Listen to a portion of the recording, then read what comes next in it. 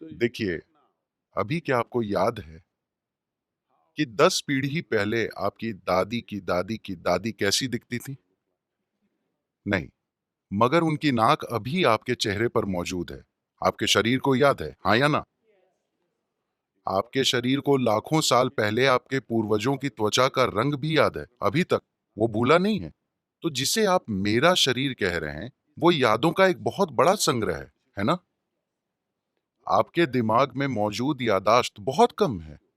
आपके शरीर में मौजूद याददाश्त, उसमें क्रमिक विकास की यादें हैं, जेनेटिक यादें हैं, कर्म की यादें हैं, व्यक्त और अव्यक्त स्तर की यादें हैं, ढेर सारी यादें हैं।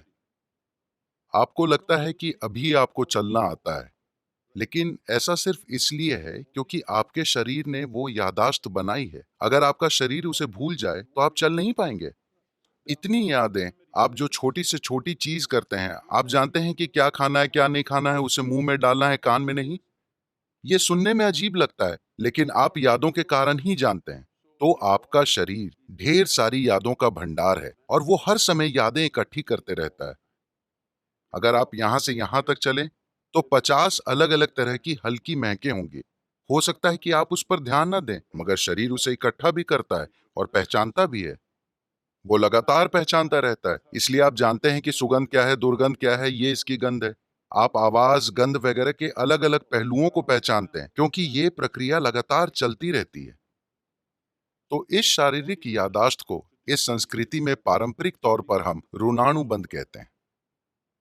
वो शारीरिक यादाश्त जो आप बनाते हैं। आप जागरूकता के साथ अपनी शारीरिक यादाश्त बना सकते हैं, या बस ढेर सारी यादाश्त अंदर लेकर ढेर सारी शारीरिक उलझन से गुजर सकते हैं। तो जहां कहीं भी प्रभाव होता है, मुझे पता नहीं कि आपकी पीढ़ी में लोग अब भी ये चीजें जानते हैं या नहीं, मगर अब भी बैंगलोर में ऐसे लोग मिलेंगे जिन्हें अगर आप नमक देने की कोशिश करेंगे, तो वे उसे नहीं लेंगे। वो कहेंगे वहां रख दीजिए। अगर आप उन्हें तिल देने की कोशिश करें, तो वो कहेंगे उसे वहां रख दीजिए।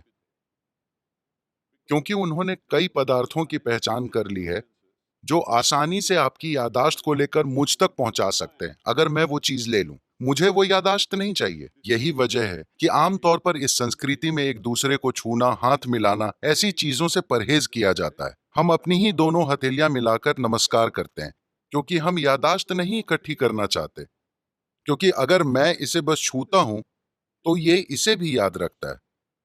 आप अपने 4 दोस्तों के साथ इसे आजमा कर देखें। आप उनके हाथों को छुएं, याद रखने की कोशिश ना करें। हर दिन बस उनके हाथ छुएं और भूल जाएं। कल अगर वो आकर आपको छूता है, आप जानते हैं कि ये उसका हाथ है ना? तो शरीर याद रखता है, ये दिमाग में नहीं है। शरीर की यादाश्त होती है, इसे ऋणानुबंध कहते हैं। जब यौन संबंध बनते हैं या ऐसी कोई अंतरंगता होती है जिसमें विचार, भावनाएं और शरीर शामिल हों, तो आपके शरीर में जो यादाश्त रह जाती है, वो बहुत बड़ी मात्रा में होती है। इसलिए कहा गया है कि आपको इसे जितना हो सके उतना सरल रखना चाहिए। कुछ दूसरे पहलू हैं जहां कुछ तांत्रिक प्रक्रियाओं में ऐसी चीजें होती हैं। वे सालों तक खुद को तैयार करते हैं ताकि शरीर से इतनी दूरी बना ली जाए कि शरीर कहीं से कोई याददाश्त न उठा पाए। इसे एक साधना की तरह किया जाता है, बेलगाम संभोग की तरह नहीं। तो सवाल नैतिकता का नहीं है। सवाल ये है कि आप अपने जीवन में अपने साथ क्या करना चाहते हैं। अगर आप इस तरह जीना चाहते हैं कि आपके जीवन में आपकी भीतरी बुद्धि सबसे प्रबल चीज हो, आपका भौतिक शरीर नहीं, तो आपको शरीर की याददाश्त को जितना हो सके उतना सरल रखना चाहिए। इसलिए सादा भोजन, लोग बिल्कुल सादा भोजन करते हैं। अब भी मैं दिन में एक बार भोजन करता हूँ, और भोजन में सिर्फ एक चीज खाता हूँ, 10 नहीं। मैं वो चीजें दूसरे दिन खा लूंगा, मगर आज मैं सिर्फ एक चीज खाऊंगा। क्योंकि काफी फर्क आप आजमा कर देखिए। सिर्फ मेरे कहने पर मत जाइए। खासकर जब आपकी परीक्षा का समय आता है, सादा भोजन कीजिए और देखिए कि उससे कितना फर्क पड़ता है। आपकी बुद्धि कैसे काम करती है, आप कितना सतर्क रहते हैं, सब कुछ। तो आप खुद को क्या बनाना चाहते हैं? आप खुद को एक सेक्सुअल सुपरनोवा बनाना चाहते हैं, या कुछ लोगों का ऐसा इरादा हो सकता है, ये उनके ऊपर है, मगर आप अपने जीवन के साथ क्या करना चाहते हैं, ये आपको तय करना होगा। अगर आपने ये तय किया है, तो ये बहुत महत्वपूर्ण है कि आप अनजाने में भारी मात्रा में यादें ना इकट्ठी करें, क्योंकि बाद में आप देखेंगे कि आपके लिए शांत और खुश रहना बहुत मुश्किल होगा, चाहे कुछ भी अच्छा हो रहा हो, क्योंकि शरीर में उलझन भरी यादें मौजूद हैं।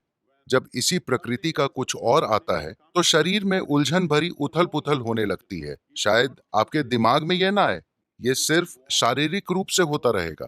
तो ये चुनाव आपको करना है। ये नैतिकता का सवाल नहीं है, ये सवाल है समझदारी से जीने का।